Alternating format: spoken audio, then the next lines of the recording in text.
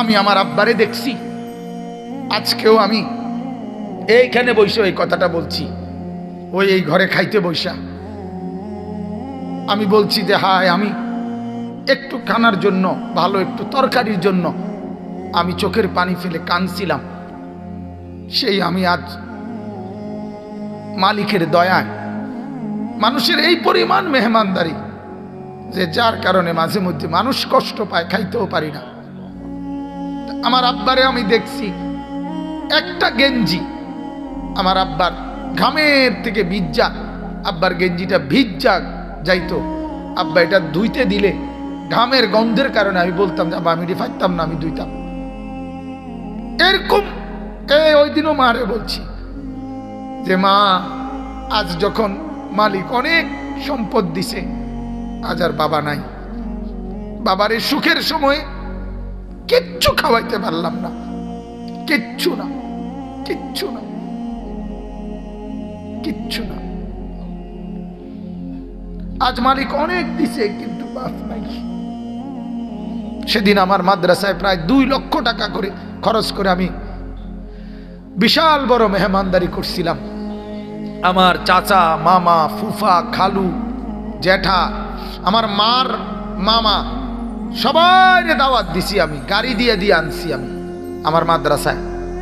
এই তখন আমি দোয়ার মধ্যে বলছিলাম যে আজ আপনারা সবাই আসলেন, কিন্তু আজ আমি আমার বাবা নাই।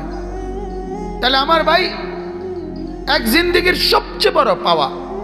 আমার আব্বারে দেখছি আমি, আমার আব্বা এটা কইতো, ফুত আমি প্রয়োজনে আরো কষ্ট করুম, কিন্তু আমার সন্তানরা দুনিয়ার কোনো ফিকির লাগবে না।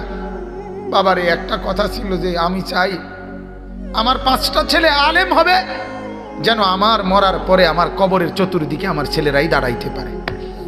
কাজে এর দূর যদি পাই আমার আর কিছু লাগবে না। তাইলে আমার বাপ, আমার ফিকির তো এটা থাকা চাই। আপনার কাছে আমার অনুরোধ, আল্লাহ এটাই বলছেন, ও আমার বান্দা, তোমাদের সম্পদ, তোমাদের সন্তানাদি তোমাদের জন্য পরীক্ষা। এটার লোভে পড়ে, এগুলোর ফান্দে পড়ে আমাকে ভুলো না, আমার খেয়ানত করো না, আমার রসুলের খেয়ানত করো না, আখিরাত বরবাদ করো না। এরপরে আল্লাহ বলেন ওয়া আন্নাল্লাহা ইনদাহু আজরুন আযীম। আল্লাহ বলেন আমার কাছেই একমাত্র আছে মহা বিনিময়। অর্থাৎ দুনিয়ায় যা করে গেলা এগুলোর বিনিময়, এগুলো তোমার জন্য খুব বেশি বিনিময় আসবে না। আমি আল্লাহর জন্য যা করিলাম, আল্লাহ বলেন কসম বান্দা, আমি এর প্রত্যেকটার উত্তম বিনিময় তোমাকে দেব। এই সোফা যদি 30,000 টাকা দিয়ে বানায়া থাকো, এই সোফা আখিরাতে তোমার জন্য কোনো পুঁজি দিবে না। আর আমার একটা সেজদার বিনিময়ে আমি আল্লাহ কোটি গুণ নেকি তোমারে ফিরিয়ে দেব। বুঝেন নাই কথাটা? এই জন্য আল্লাহ তাআলা, আল্লাহ বলেন আমার কাছে বিনিময়, আমাকে ভুলো না। বিবিকে রাজি করতে গিয়ে, ছেলেকে রাজি করতে গিয়ে, মেয়েকে রাজি করতে গিয়ে, সম্পদ জমাইতে গিয়ে বড় শিল্পপতি হবা, বড় কুটিপতি হবা, বড় পুঁজিপতি হবা, বিশাল গার্মেন্টস মেল ফ্যাক্টরির মালিক হবা, আর বিনিময়ে আমি আল্লাহরে হারায়ে যাবা, আমার রসুলকে হারায়ে ফেলবা, আখিরাত ভুলে যাবা, জাহান্নাম ভুলে যাবা, জান্নাত ভুলে যাবা। আল্লাহ বলে বান্দা না, এমনটা করো না, এমনটা করো না। ওই সম্পদ জমাইও না যে সম্পদ আল্লাহ ভুলায় দেয়। ওই বিবি বাচ্চা পাইল না যারা আখিরাত ভুলায় দেয়। আল্লাহ আমাদেরকে বুঝার তৌফিক দান করেন, আল্লাহ আমাদের সবাইকে কবুল করেন, আল্লাহ আজকের এই মজমা কবুল করেন। যদি কোনো শক্ত কথা বলে থাকি মাফ করে দেন, কিন্তু আমার বাজান, আমি আপনাদের আখিরাত চাই, আমারও আপনাদেরও। মুরব্বীরা আপনারাও রাগ করেন না, আপনাদেরকেও শক্ত কথা বলছি, কিন্তু বলার উদ্দেশ্য হলো আমি আপনাকে স্পষ্ট বলতে চাই, আপনারা অনুরোধ, কেউ বিড়ি সিগারেট খাবেন না। কেন জানি আমার এই কথাটা আজকে বহুদিন ইদানিং এইবার বারবার এটা মনে হয় যে এই লোক নিয়মিত বিড়ি খায়।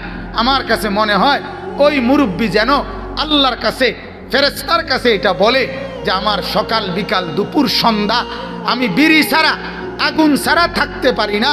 ও আল্লাহ, তোমার কাছে অনুরোধ, আগুন ছাড়া আমার দিন কাটে না, রাত কাটে না, সকাল কাটে না, বিকাল কাটে না। আল্লাহ তুমি তো দেখলা আগুন ছাড়া আমি থাকতে পারি না, অতএব আমারে কবরে আগুনেই রাখো, আমারে হাসরে জাহান্নামের আগুনে রাখো। আর নাই তো কি, আর কি কারণ হইতে পারে? এজন্য বাপ, আপনি যদি আমার দাদা হন, আমি আপনার নাতি, আমি চাই আমার দাদা যেন হয় জান্নাতি। আপনি যদি আমার বাবা হন, আমি আপনার ছেলে, আমি চাই আমার বাবা যেন হয় জান্নাতি। আপনি যদি আমার চাচা হন, আমি চাই আমি ভাতিজা, আমার চাচা যেন জান্নাতি হয়। তোমরা যারা যুবক ভাই, আমি যদি তোমাদের ভাই হই, আমি চাই তুমি ভাই, দুই ভাই মিলে একসাথে যেন হই জান্নাতি। বলো না ইনশাআল্লাহ?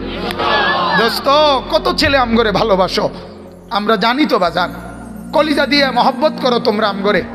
এই মহব্বতের তাকাজায় হয় তুমি আমার মতো হও, নাহলে আমারে তোমার মতো বানাও। একটা করো, এক সাইডে হও। হয় তোমার কাছে আমারে নাও, নাহলে আমার কাছে তুমি আসো। একটা তো করো ভাইয়া। তুমি তোমার মতো, আমি আমার মতো, এ জিন্দিগি কেমনে চলবে? তুমি ফয়সালা দাও, তুমি ফয়সালা দাও। আল্লাহ তাআলা আমাদের সবগুলো যুবককে কবুল করেন, আমিন।